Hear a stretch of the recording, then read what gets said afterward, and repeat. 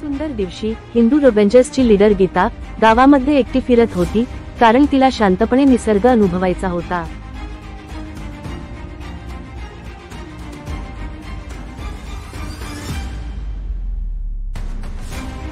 त्याचवेळी एका मोठ्या आधुनिक विमानातून दुष्ट राक्षसाची एक टोळी तिथे आली. त्या आधुनिक तंत्रज्ञानाची शक्ती असणाऱ्या राक्षसाची उपस्थिती भयानक होती. गीता एकटीच होती आणि राक्षस अनेक, पण तरीही निडर गीता तिची बंदूक हातात घेऊन राक्षसाशी लढण्यासाठी तयार होती. पण तितक्यातच तिचे बाकी साथीदार हिंदू रेव्हेंजर्स तिथे आले. गीता त्यांना बघून खुश झाली, आता ती एकटी नाही.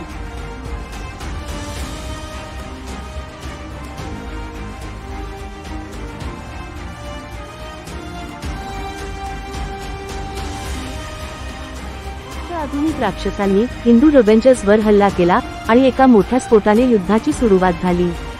गीताच्या नेतृत्वाखाली हिंदू रेव्हेंजर्स निर्भयपणे लढले.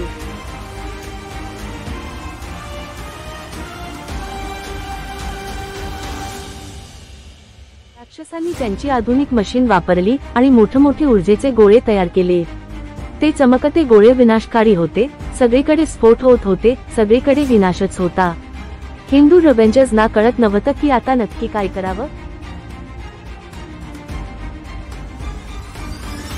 विनायक, विश्वनाथ आणि तुलसी या तिघांनी एक योजना आखली.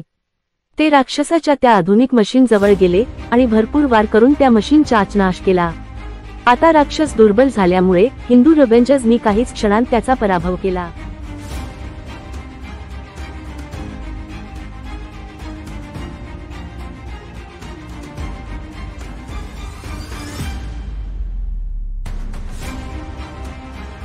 प्रकारे हिंदू रेव्हेंजर्सनी म्हणजेच नारायण, विनायक, विश्वनाथ, तुलसी आणि त्यांची कॅप्टन गीता या सर्वांनी एकीचे बळ सिद्ध केले.